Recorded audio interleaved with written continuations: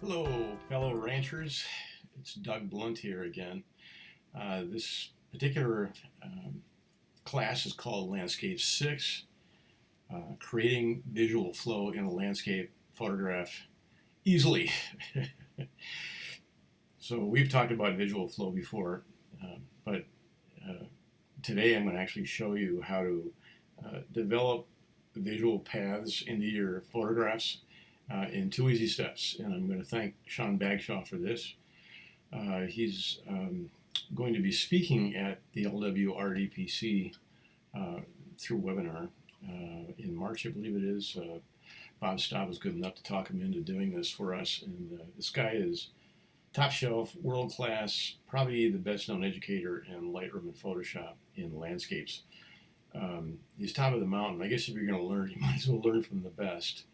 And that's always a good practice, I think. So today we're going to be talking about his technique that I learned from him, and hopefully it will help you.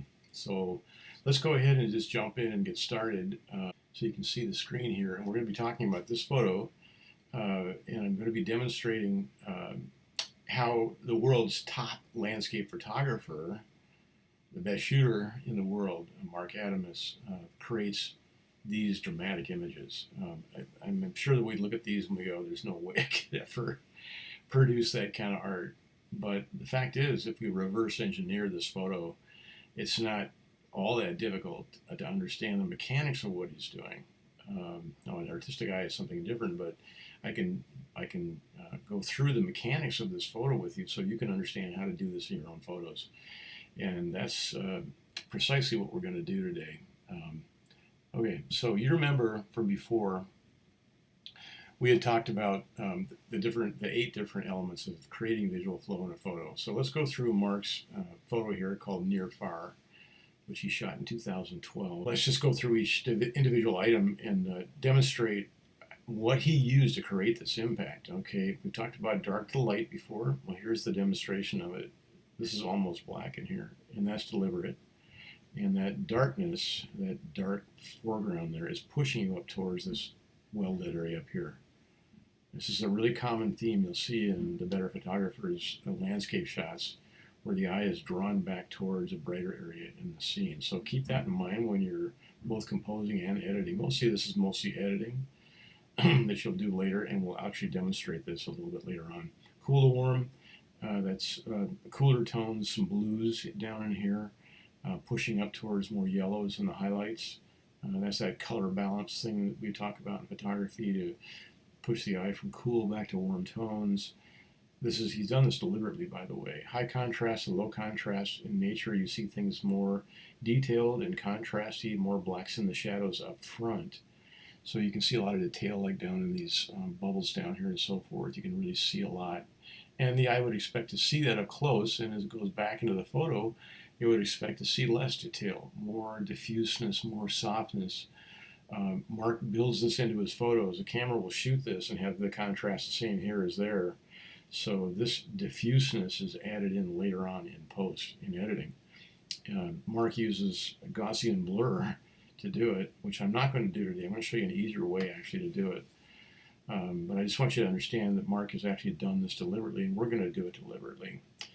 Sharp to diffuse, same thing, lots of detail, back to diffuse, large to small. Remember we talked about how it's good to have larger foreground objects and then smaller ones in the background because it gives that image three-dimensionality perception-wise, even though it's not there, it's a two-dimensional image. But by having large and small, your eye would see that as three-dimensionality and perceive it that way, which is what you're looking for. By the way, when he shot this foreground, you don't want to get down behind the rock when you shoot this. He shot it with a wide-angle lens up close, but he was probably at a 45-degree angle above this rock so that he has the ability to see this middle ground later on. You don't want to lose your middle ground, and that'll happen if you get down behind the object. So you want to be up a little higher when you do these near-far things with the subject in the foreground.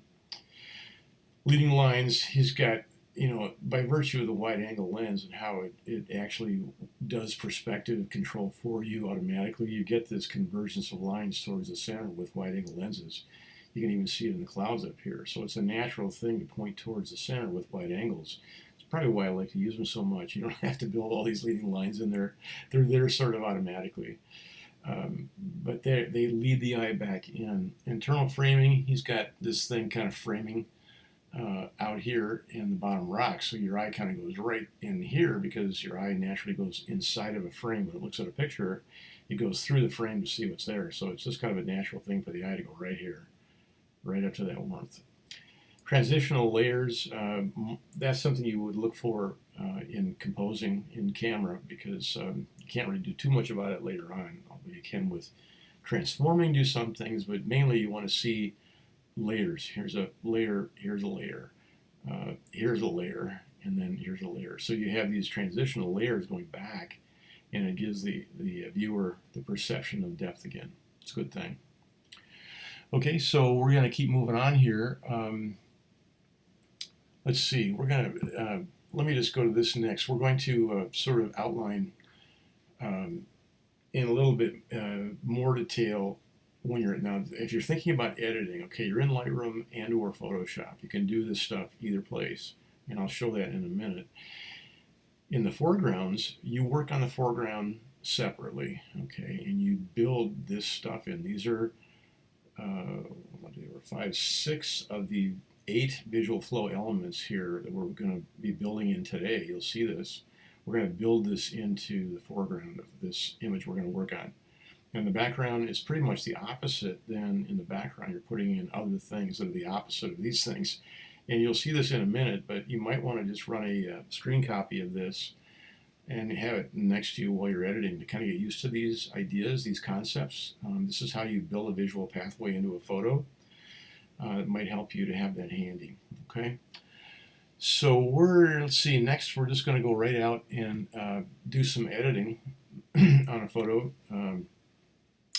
And obviously we have wildlife in this photo, so it's not a straight landscape, but a lot of times I like to have wildlife in my landscapes. It just adds a little bit more context and beauty. But it's primarily a landscape shot, and we're working on that visual flow pathway for this shot. It isn't too bad already. It's actually pretty good. This is a raw image. I haven't really done anything to it yet. But we're going to build the pathway. And the way we're going to do that is we're going to use the the gradient tool. And we do that by going up to Filter, Camera Raw, or ACR they call it. Inside of Photoshop, it'll pull up a panel which is the identical panel of sliders as Lightroom has. So if you're in Lightroom, that's all you know. You can do this in Lightroom too.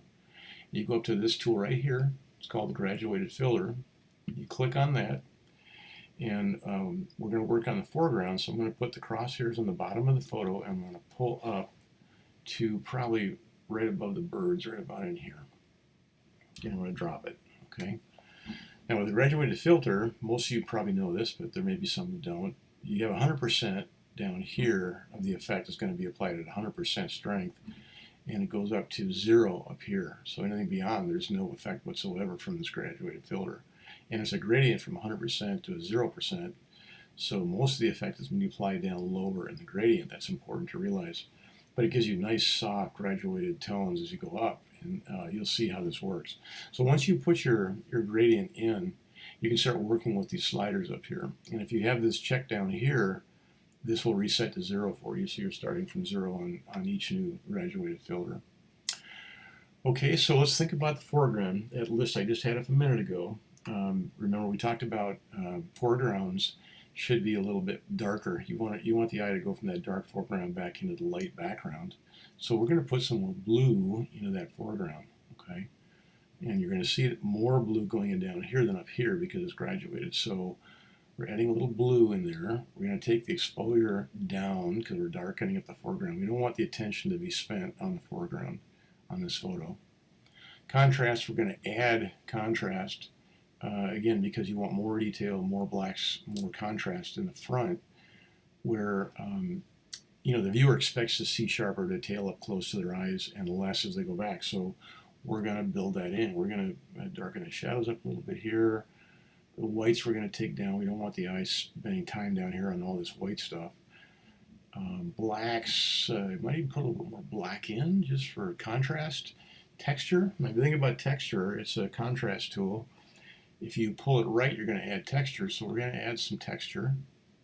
And this kind of works on the fine details. The clarity is more kind of mid-tone detail, but we're going to also pull that up because we're building texture into that foreground. Now you can see that blue down there is resulting from this being highlighted up here. That's the shadow clipping warning. And that means that that's pure black there. There's no detail whatsoever where the blue is. So we may want to pull the shadows up a little bit. No, it's not going to help too much. Let me pull the blacks. Yeah, it's the blacks that are doing it. So it's okay to have some pure blacks in there. That's not actually a bad thing creatively, artistically. It is bad over on this side. You do not want to have your clipping on this side, but on the black side it's not too bad because you don't really want the detail to be down here for the viewer to dwell on. You want them to move up into the detail and the brightness and the color and the warmth and all that stuff.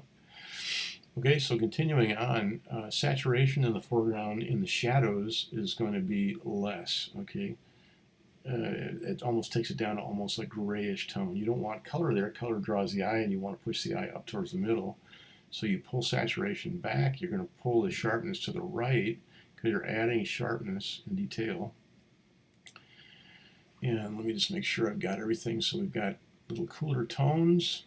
We've got a little bit darker areas up front. We got more contrast and so forth. Okay, and it looks okay to me, so I'm going to hit OK. And as it pulls it back into Photoshop, I'll show you the before and after so you can see how far we moved this photo so far. And the way I can do that is just hold down the Option key on a Mac, and then if you click the bottom button, it'll go back to the beginning. And you can see how this bright area down here is as bright almost as this up here, so your eye is all over the place, right? It really doesn't know, there's no pathway here for the eye. But when you pop in those visual flow adjustments, now your eye is going to go up here almost immediately. Let me do that again. So this is before. You don't really know where to look. You kind of end up spending time down here checking all this stuff out. It's not the focal point. You don't want it to be. So you want to diminish that importance, and so it pushes your eye up. See how that works? I hope you do. This is very not only useful stuff and practical, but it will push your photos forward in competitions a lot. Then one of the photos yesterday by one of our great directors of the club was a landscape shot of the Banff, Alberta area, and it got the top ratings for the day because he had a lot of visual flow elements working in that photo. It just drew you in, and the judges loved it. Gave 17 points, which is very high for the ratings for F3C. So I want to congratulate him. He's applying this stuff, and it's improving the impact on his photography a lot. Okay, so moving on, I've added another pixel bearing layer, and now I'm going to do the same thing on the background. I'm going to add a number of the visual flow elements to the background. So we do the same thing: filter, camera raw, pardon me, gradient filter, and I'm going to pull a gradient from the top down to kind of the same area as I had the other gradient, remembering that the heaviest effect is going to be on top. Okay, so remember the background now is kind of the opposite of the foreground. You're going to put more warmth and yellow into the background because that pulls the eye. I'm going to put a little bit of magenta in there just because it adds sort of a vignette almost up on top. Since the effect is heaviest up here, it's almost adding kind of a vignette pushing effect down towards the center. Remember dark to light, how that works. Okay. Exposure, I'm going to pull it up just a little bit slightly. I'm starting to get some clipping on my brights here because I have this checked. You can see it here where I'm clipping. I'm clipping the reds, by the way, which makes sense up here. So I'm going to pull the highlights back to get rid of those clipping zones. It's okay to have a little bit of clipping in there, not too much. Clipping means you got pure white, there's no detail, but that's with the sun is kind of the way it is anyway. So it's okay. But I'm going to pull it back all the way just for sake of teaching here. Shadows, we're going to put more light into the shadows because we want it brighter and warmer and more diffuse. Back there, and that's good. We might even add some more white in there just for brightness. I'm going to start to blow out again, so you got to be careful you don't add too much. Pull that back even more. Okay, let's see what else. Blacks, we're going to decrease the blacks to give a little bit more softness back there. We don't want as many blacks in the background because it's more diffused, it's softer. Texture, we're going to pull back on texture, so we take away some of that detail and texture. Clarity, now watch what happens when I pull the clarity to the left. In other words, I'm diminishing the clarity. Watch around the sun area particularly, you can see how glowy it gets when you pull it back. It just goes into the soft, warm radiance. Isn't that beautiful? And again, you want the eye to go from harsh, contrasty, dark, up to the warmer, brighter, more welcoming areas. That's what you're looking for. Saturation in the bright areas is always deeper, so we're going to add a little saturation. Okay. Sharpness, we don't want sharpness in the background. We want it diffuse, so we're going to pull back on the sharpness. I don't know how many points. We'll pull it back, I don't know. I'm just looking at it as I'm doing this, trying to figure out where the places I want to be. And that's pretty much it. So I'm going to pop that, and then we're going to look at before and after on both of the things that we did together. And you'll see, again, I can just hold my Option key down on the Mac, and I can click on that first eyeball there, and it gives you the before where you started. And again, notice it's pretty much, there's brightness everywhere, there's warmth everywhere. So your eye is just all over the place. That's not what you want in landscape photography. You want to direct the eye. So here's coming the after, okay? And now look how your eye goes up in the frame. Go right up here. Okay, I hope you're all grasping this. I hope so, because the best photographers in landscape photography, the best people out there, are doing this stuff. And once you get the understanding of these 8 visual flow elements and you use them in your foregrounds and then your backgrounds, it can really add impact to your photos. So that's my hope. Thanks for tuning in today. I'm just pulling back out to say goodbye and to say thank you for tuning in.